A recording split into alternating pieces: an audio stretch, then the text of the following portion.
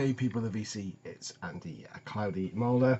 Finally got around to sorting out my Q&A video.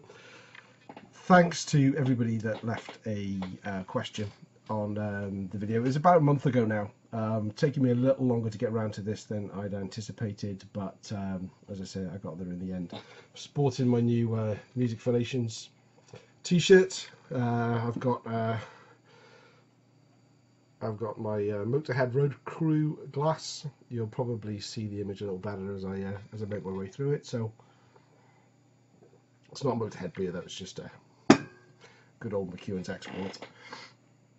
So for my 600 subs, I decided to run a Q&A competition. Wasn't sure what type of questions I'd get, but I got some really interesting ones. I think there's about 18 in all, so this may run to a couple of parts. At least, or well, let's see how it goes. I've got a massive bunch of records to show for various questions. I haven't edited a video for a long time. I tend to do everything just in one take now and can't be bothered with all the editing stuff, but there's a few questions that kind of involve people and various pictures I want to include. So as I'm chatting, you may see things appearing over here somewhere.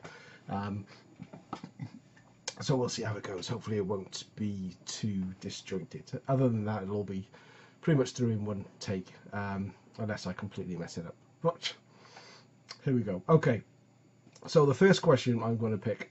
These are pretty much in order that I've pulled them off the video. Let's start off with a link to that. Over there. So I've been doing this for about 4 years and I still can't do this reverse pointing in the right direction thing. This wasn't the first question, but I thought it was a good one to kick it off because it's about the VC, and it comes from James Griffiths. Everyone that's asked a question, I'm going to list not the questions but the channels below and links to all of them, whether they make videos or not.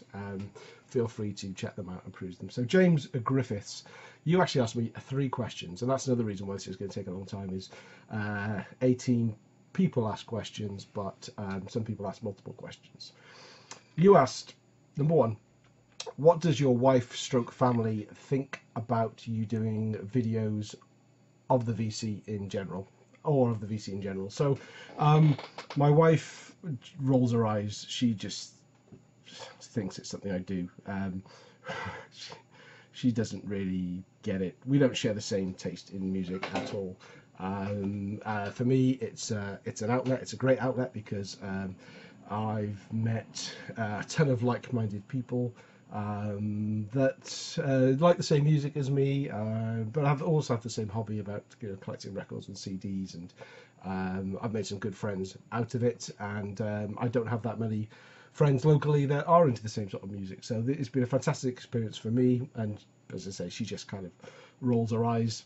I do make a point though of, whereas I'm not that bothered about subs. Metal Mickey mentioned in a recent video that although he's maybe not that bothered about subs, it kind of shows that you're doing the right thing when you get a certain amount of subs and a certain amount of views. So I make the point of telling my wife every time I get a new sub and every time I lose a sub,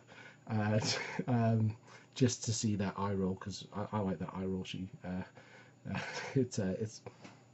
my wife. Anyway, moving on. But my kids though. My kids have grown up in the YouTube generation. They just think it's normal. They think it's just like, oh, so dad makes a video, I want to make a video. But they're too young and I don't let them. So one day I'm sure they'll have their own channels. Question 2. Do you ever worry that watching and making videos uses up time you'd otherwise spend listening to records? No, not really. Making videos, obviously I never play music in the background. God, I've just noticed that's such a mess there. I should have taken that up. Books and CDs and all sorts up there. No, I obviously don't listen to music when I'm making videos, but when I'm making videos, I enjoy making the videos.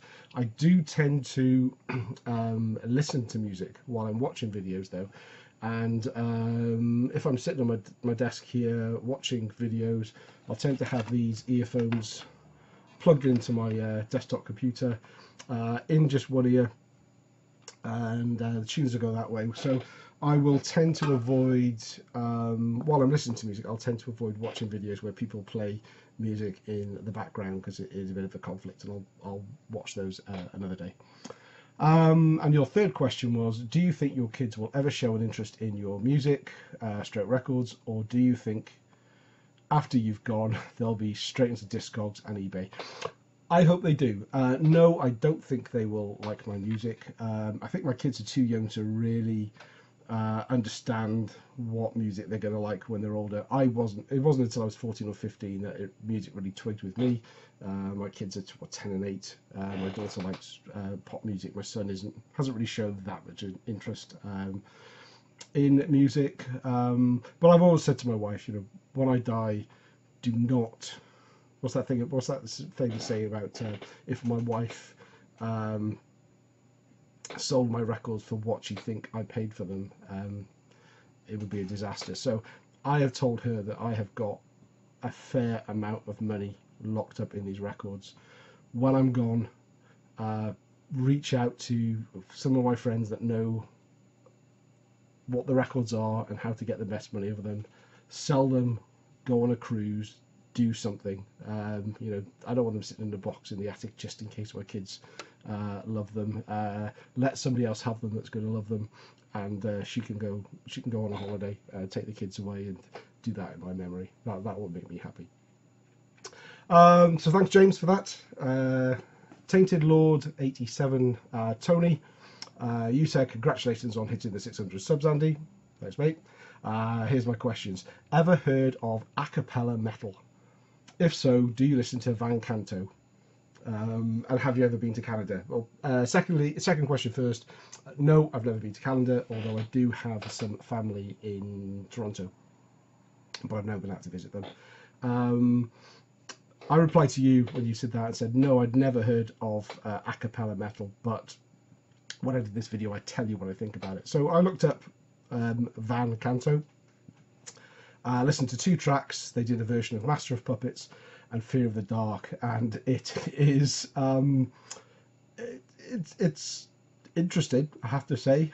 So a cappella metal. So Van Canto, they have a drummer, but all the musical parts are kind of a cappella voice sounds. I thoroughly recommend you check them out. Watch them first, see what they're about. Then watch them again, close your eyes, and tell me you don't see Muppets in the background making the sound, bobbing their heads around. And yeah, to me, when I close my eyes, it's the Muppets in the background. But the singers themselves, the lyric singers, are pretty good. But no, not really for me, Tony, I'm afraid. Value Vinyl, Steve. You asked me, would I rather listen to a good record on a bad audio setup or a bad record on a good audio setup? So that's easy. I would rather listen to... Actually, it's not easy. I would rather listen to a good record on a good audio setup. I don't think a good record on a bad audio setup... They're probably going to sound the same, are they not? At the end of the day. Although on the good setup, the bad record would probably sound worse. Who knows? But then you ask, what is more important, spending all the extra money on upgrading your turntable, more expensive stylus, carbon fibre tone arm, cork mat, sond dampening feet, that was a new one to me, to make the album sound a bit better, or spending the money on a better pressing to make the album sound better? Short answer first, I would probably spend the money on the record and make sure I get a record in the best possible condition. But having said that, my setup is probably, I call it better than entry level, but it's certainly no audiophile setup. I haven't got the money for that, and to be honest with my hearing, I probably wouldn't do it justice. I have upgraded the stylus on my turntable. I recently got mentioned in my birthday video, I got an Autophon 2M Red. I've upgraded the mat. I'm trying out a silicone mat this time. The felt mat that originally came with it I replaced with a cork mat, but I was still getting a lot of static, and I've noticed I'm getting very, very little static with the silicone mat. I've upgraded my amp since I started making videos. I've upgraded my CD player because the last one burned out. Mini disc and tape deck though are fairly basic. I don't know about songs dampening feet, but this unit I've got, this IKEA unit that I've got my system on. When I first put it together and I started playing records, as soon as I walked in the room, because I've got floorboards in this room, so it's kind of like a floating floor to some degree, and the floorboards are a bit dodgy, the record would skip even if I tiptoed into the room. And I fixed it by putting 4, they're about this size, grey discs. They're sold as washing machine feet. I put them under there, and amazing. I can almost jump up and down in this room and the records will not jump. Amazing vibration dampening, and they're supposed to be used for a washing machine. So who knew? But yes, basically I would rather have a decent record and spend my money on that. Back to the question, Steve. Now, JC, Garap Terrorules is possibly your channel name, although you would probably pronounce it differently to me. You said, Brother Andy, congrats, thank you. I have a 2-for-1 type question. Which artist stroke band do you not like as a person but love their music, and vice versa? Which artist do you like as a person but can't stand their music? This was really tough, mainly because I don't really connect with the artists themselves. I connect with the music. There are some people who I haven't connected, I guess I haven't connected with at all. Dare I say Ted Nugent, that'll get me a few dislikes. I've actually got one of his albums, the live one, Double Live Gonzo. I still not got round to play yet. I will one day because it was given to me as VCLT. But he's just somebody that I've kind of got to know, heard about as a person, and I don't necessarily click with his beliefs, which is his beliefs, that's fine. So I've not really got around to listening to the music, but I can't say I dislike his music because I've not really tried it out. But I'll pick somebody. So I want to answer your question, at least one of them. So I've gone for Yngwie Malmsteen because I've heard he's a bit of a, obviously a bit of an egomaniac and a difficult guy supposedly to get on with, but I do love his music. But as I say, it doesn't bother me that he's that kind of person. Maybe if he wasn't that kind of person, his music wouldn't be as good as it is, and what I like. But the second question, really, the second part, which artist and band do you like as a person but can't stand the music? I can't really answer that. I've not got. I've racked my brains. There may be some personalities from sort of the pop side that my wife listens to on the radio that seem to come across as really nice guys, but I just don't like the music because it's pop music. But I'm sorry, I don't really have any concrete examples for that. So, moving on. Thanks, JC. Anyway, so Christian Luna. Now, Christian Luna, he does a lot of great videos, but I need your help here, people out there.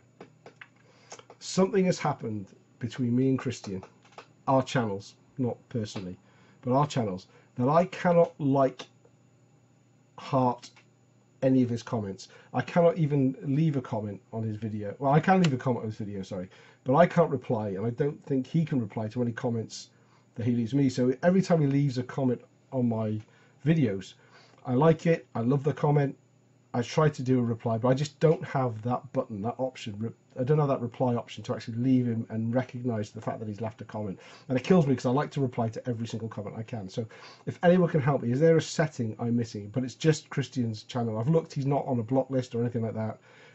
It would just be great to be able to connect with him again and you know, and do what we do on the comments in the VC. So help me out with that if anybody knows what I need to do or what I'm missing. But your questions were, which 80s album, not hard rock or metal, you still love? I've shown this a million times. I'm going to show it again.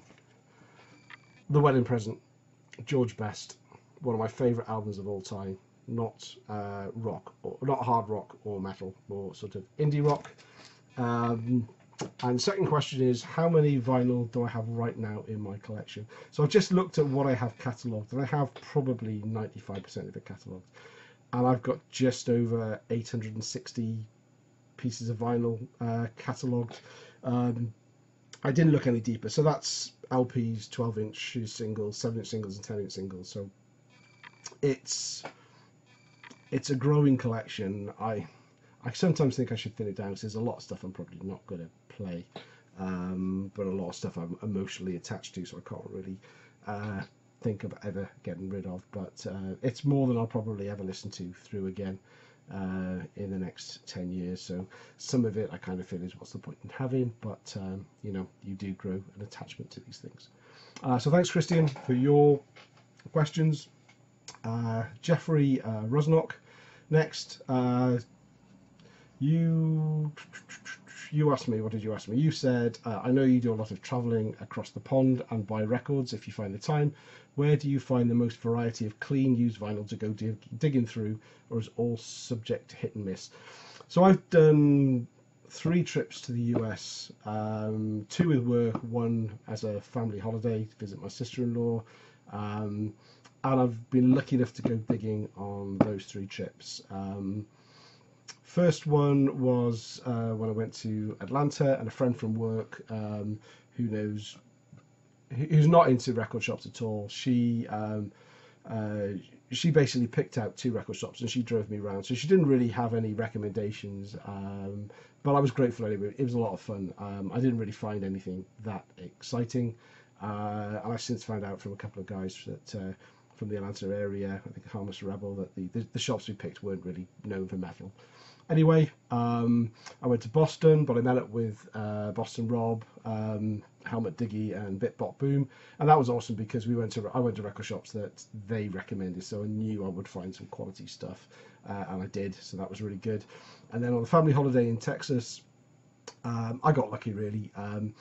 There's a shop. There's a small town called Old Town Spring, which was about half an hour's drive from where my sister-in-law lives. And as well as it being a quaint old town, bit of a tourist attraction, that the wife and kids could go off and wander around and look in the shops, they also had a record shop. And I got lucky in there, and they had some great stuff. In fact, it was just after Hurricane Harvey had hit the Houston area, and they were still kind of clearing out. All the carpets had been ripped out because they'd been flooded, but thankfully the vinyl survived. I had a really good dig in there and found some cool stuff. So there we go. Yeah, so hit and miss, I think, is the answer mostly. Jeff, apart from Boston, which was targeted by some of the VC guys who knew where to take me. 6758 Pazzy, thanks for leaving a question. You asked 3 questions in total. First one was, has there ever been a period in my life where I didn't listen to music? No, not really. Sometimes it's been far more important than others, but there's always kind of been music in the background at least. And secondly, do you have any friends outside of the VC that are interested in music the way you are, even if not the same type of music? Yes, but locally there's only one guy who actually collects records and goes to gigs, but he's kind of into a bit more of this sort of extreme metal, sludge type music. So we have a little bit of crossover, which is quite cool. And the third question, I think I answered the comments. You asked me if how did I meet my wife, because you thought she was from Texas. Now my wife's from England. My sister-in-law lives in Houston, Texas at the moment, so that's where that link came from. Conscious of the time, so we'll maybe try a couple more and then I'll look to splitting this out. So a brand new channel name, but an old school veteran of the VC. So this is Just Add Vinyl, who most of you will know as Corey, previously from Corey's VC channel. Corey, you asked me, as a teenager, you remember waiting until midnight on Fridays and Sundays when your favourite hard rock and metal bands would be showcased on US syndicated radio programs, and you're asking me, do I have fond memories of a favourite FM radio broadcasts you look forward to or listened to when you was a teenager? The short and correct answer is no, there wasn't. That's because FM radio wasn't really widespread within the UK. And BBC Radio 1, which was our national non-commercial radio station, was on AM radio. But I did look forward to and listen to the Friday Rock Show with Tommy Vance on a Friday night. I'm not going to elaborate on this question any further because all will become apparent in the next few weeks. Corey knows what I'm talking about. Wandering Souls webzine. You've asked me 5 questions. Bit of a liberty, but I'll let you off this time. First question is, did you buy an album in the past that disappointed you, and what was it? Yes, I did. I did it very recently. I've talked about this recently as well, and that was Dark Angel Leaves Scars. When I saw a Dark Angel album on eBay that was going for cheap, I put the minimum bid on and I won it, and I was looking forward to it. Dark Angel being a new wave of British heavy metal band. Unfortunately, what I didn't realise was, okay, I saw that this was a few years later. This is 89. But I didn't realise they'd kind of just got together, and it's a really not a very good album. It's very much almost, there's a 70s, 80s, early 80s sound to it, bit poppy in places, really not good. So I'll kind of flunked out on that one. Second question was, what was my favourite gig? I'm going to give you 2. Donington 87, I've talked about being my first ever gig. That was my first ever gig, obviously, but it's kind of, if that's my favourite gig ever, then it's kind of all downhill since then. But I had always wanted to go and see Iron Maiden. You all know what a big Iron Maiden fan I have, but for various reasons I'd managed to miss, or just think I'd catch the next tour, and it just kind of never happened. But when the Book of Souls tour came to Glasgow, I made sure that I got tickets for it. I even joined the fan club to make sure I got early bird tickets for it. So the cost of it was slightly horrendous, but the experience was amazing. That was my top of my bucket list, to see Iron Maiden on that tour. Would have loved to have seen them in the real heyday, but they didn't disappoint. They were fantastic. Question 3 you asked was, what country do you want to visit in the future that you haven't visited yet? I always wanted to go to Egypt. I've always wanted to go somewhere in South America. And I know South America is a continent, but somewhere like Argentina or Brazil, I think would be an amazing experience to go. I've never been to South America. My favourite soccer team, obviously being from the UK, I call it football because it's proper football, because it's played with the feet, unlike other sports called football that are played mainly with the hands. But my favourite football team is Cardiff City FC, by far the greatest team the world has ever seen.